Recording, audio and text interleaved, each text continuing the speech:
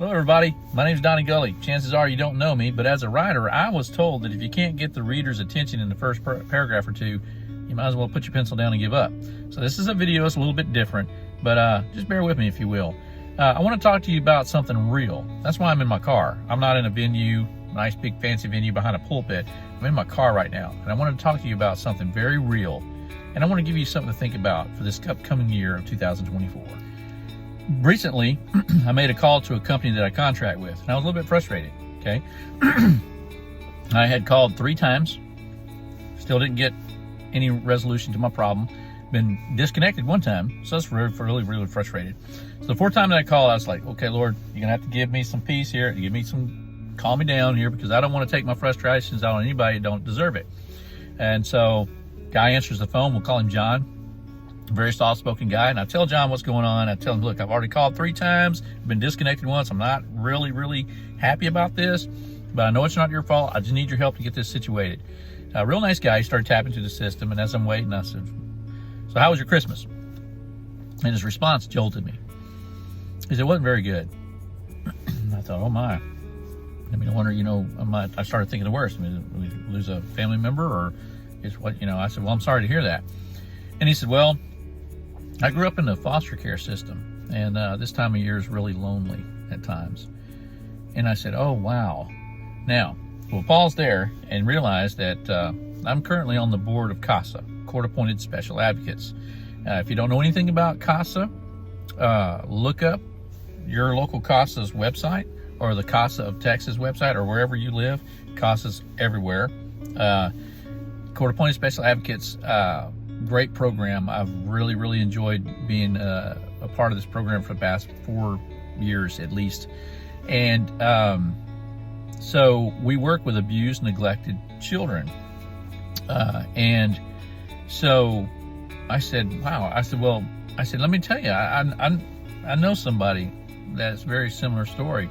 I told him about someone I know who had been through foster care and was always in trouble. First day of kindergarten, he got in a fist fight and just stayed in the principal's office most of the time during elementary school. So in the junior high, was in there a couple times. In high school, a couple times. Ended up in jail at 18 for fist fighting in a parking lot. And he grew up not knowing who he was, not knowing who his family was. He was adopted at a young age, but still grew up with a lot of uncertainties, didn't really know who he was. And finally, he just was able to get on track, actually track down his biological family. Everything worked out. He had 2 brothers and sisters he hadn't seen in 16 years. He tracked them down and reunited with everybody. It was a nice, happy story. As a matter of fact, he later went on to go into law enforcement and became the first chief of police for the ISD Police Department, the same school district where he got his first licks the first day of kindergarten, and stayed in trouble half the time he was growing up. And, he works with kids today. And I told him, man, this guy's story is great. His sister wrote a book. He's writing his book now. And I told him, that person was me. I am that person. He said, man, that's great. I told him, I said, look, my book that I'm writing, I want it to be geared toward those who are curious about the foster care system, what it's like to live in the foster care system, what it's like to be, a child that has endured a lot of horrible things in life, didn't get a good start. And he said, you know what, that's good. He said, I think people really need to understand that not every story has a happy ending. Not everybody gets adopted. It broke my heart. I gave him my phone number, told him anytime he needed to call me, day or night, call me. Many people would say, just give me a few more minutes, please. Well, poor John, he looked like he was one of those guys that fell through the cracks. It's not true. Think about this, folks. You can't fall through the cracks when you're treading in quicksand. The only way you can fall through the cracks is if you're walking on solid ground. Quicksand does not have cracks. Solid ground does. So no, he didn't fall through the cracks. None of these kids fall through the cracks. There's no way they can. They've never been set on solid ground. They don't know what life is about. Their life is completely different than the average everyday Joe would ever understand. Their perception of reality is completely different. Their perception of truth and what's right and what's wrong, totally different.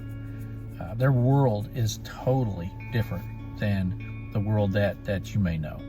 Trust me, because I've been on both sides of that fence and I understand that concept.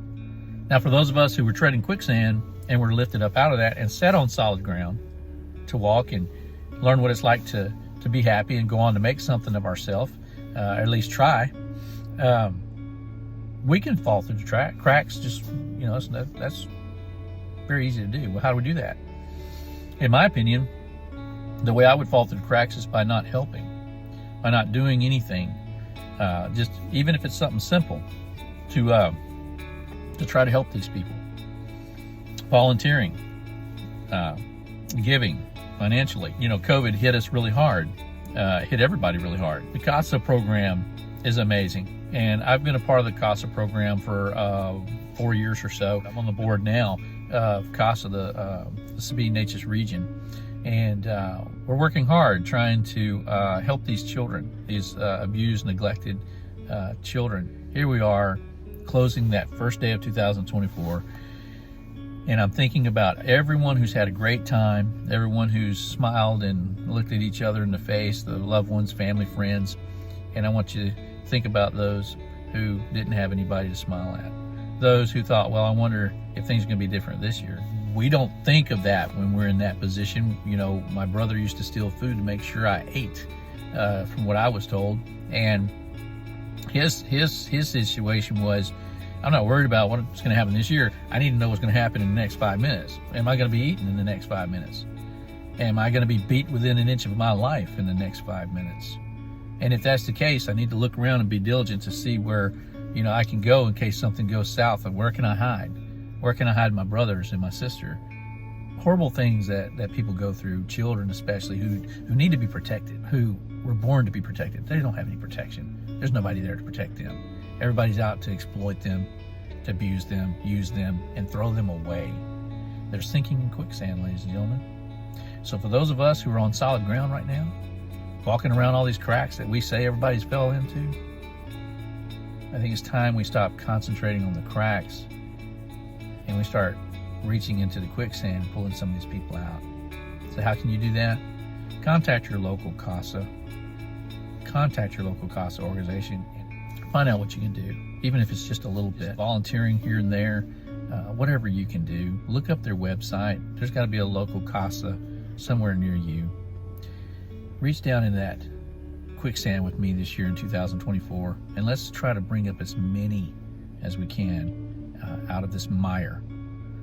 And so just to close, I'm reminded of the story about the little boy on the beach. Thousands of starfish had washed ashore, and he was running from one to the other, just throwing these starfish in the sea. An old man come walking by and seen this, and he said, "Son, what are you doing?" He said, "Well, I'm trying to save these starfish." He said, "Well, you're not going to be able to save all these starfish." And the little boy said, "I know," and he kept throwing them in there.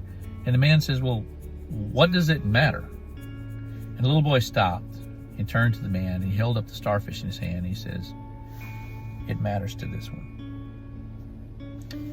So, who are you going to matter to this year in 2024?